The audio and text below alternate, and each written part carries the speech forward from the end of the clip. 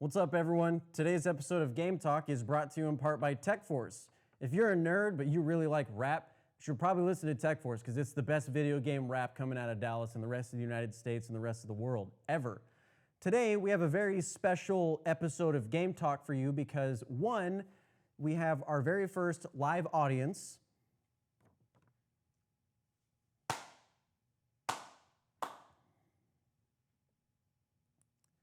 And two, we had the interns decide to write all of our show notes for us today.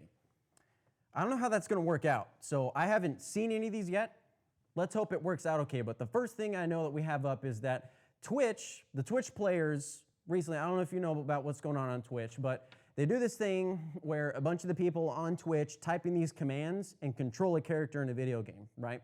So Twitch players recently, within the past week, just beat Dark Souls on a bunch of guys typing in the actual commands for the character to do all of the action, which if you've ever played the game by yourself, that's probably one of the hardest video games you will ever play. Up next, we have Halo 5. There was recently a live action trailer that came out for Halo 5. What's crazy about it is that, oh my goodness, but what's crazy about it is that for some reason they want to kill Master Chief or make it seem like Master Chief is dead, right? So I don't know if Master Chief is actually dead or not, but that's what they made it seem like to be in the live action trailer. Hopefully, here's what I think it's going to be is plot twist, Master Chief actually teamed up with the Arbiter again. I don't know. Something like that, whatever. But up next, we have Mass Effect. Mass Effect, for some reason, the guys at Mass Effect teamed up with the people at the Great American Amusement Park over in Santa Clara, California, and they're going to have a Mass Effect themed ride. So whether that means you go through and make the decision to kill an entire alien race, or you go through and do some crazy headbutting action, whatever it is that you like doing, you can go ahead and do that. World Championships for League of Legends are going on right now. The great thing about League of Legends is that Punkbuster can go League of Legends, baby! But there's all the qualifiers are going on right now. They don't do it in any particular way like the way the guys at Blizzard do it with World of Warcraft, with their PvP tournaments and everything. What they're doing, because the guys at Blizzard, what they'll do is all of the North American guys, the European guys, the Asian guys, whatever, the way they do it with League is they just put you all in one big jumbled up mess, which is kind of intriguing because the Koreans typically always win. Hopefully it goes the same way it did with Dota and the Americans come out on top. That's what I'm hoping for. But let's see what else our interns packed into the schedule for us today. Next up, we have Super Smash Bros. And the funny thing about Super Smash Bros. Is you're like, well, what else new could they do for Super Smash Bros.? They're bringing some new maps back.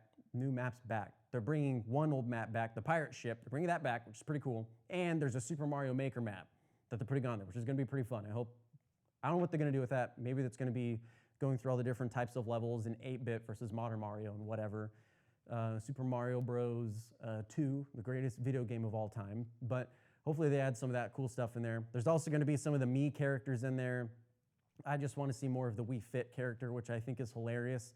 And also King DDD is probably my favorite. Hopefully they come out with some new skins for other characters. That's really all the new stuff you can do for Smash Bros. But up next, we also have Tony Hawk's Pro Skater 5 or Pro Skater 8000, 10, 12, whatever it is. It's super buggy, but it looks hilarious because it looks like some neon crazy skate game set in some weird Los Angeles scene where, David Gonzalez, Ishod Ware, and Andrew Reynolds, who's now 90 years old, are all still skating and are all still in this game. But it's interesting because Tony Hawk is still a really good skater and he's still really rad. So it sucks that it's a buggy game, but it's cool that he's coming out with more Tony Hawk's Pro Skaters, I guess. I don't know. WildStar is now free to play. They cuss at you whenever you level up. The other day I leveled up and this guy said, "Holy shiz." That was bleeping awesome. and whatever else after that. The game is extremely interesting because there's a lot of games going free to play right now. A lot of MMOs are. There's Guild Wars 2 that recently went free to play. SWTOR's free to play. Star Wars: The Old Republic. WildStar just went free to play. All the MOBAs are free to play. So it's kind of intriguing how the trend of gaming is going right now, how companies can still be successful with free to play games. Not sure how that's working out for them. The immediate reaction is, oh, it's microtransactions, or oh, it's ads. Or oh, it's you get to a certain part in the game and then it forces you to buy their content. Whatever it is, it's working. I think it's beneficial because it gets more people into gaming. So, because you buy a nice machine, $800 or $1,000 or whatever you spend on your machine, you want to be able to play some games, so it sucks that they're all $50, $60. Unless you just camp out on Steam and you find everything for $2. But last thing we have on the list is going to be Witcher 3 Wild Hunt has a much anticipated, brand new, never again are we letting the interns get a hold of our graphics, but there is a new expansion coming out.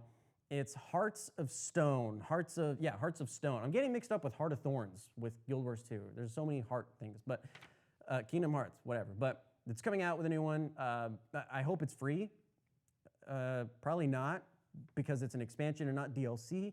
But I'm assuming the guys at Project Red are going to come out with something that's a lot more, how do you put it, cost-effective for everyone. They're not going to come out with something that's really along the lines of, here's some, the expansion, and it's just as much as the original game. Because we all know expansions, for the most part, are not as long as the original content of the game, unless it's a game like World of Warcraft or maybe even StarCraft. But hopefully they come out with something like that. Maybe there's going to be some new things allowed. I think what would be hilarious is seeing a player versus player mode, even though that would never happen. But hoping for some new mechanics, some new things, rather than just a new region to explore. So this episode of Game Talk is also brought to you in part by Amazon. You too can go use the Amazon code DWEFACT-20 at checkout and get discounts on whatever you want to go ahead and buy. You can also go to audible.com and get a free audiobook on us, Dweeb Factory.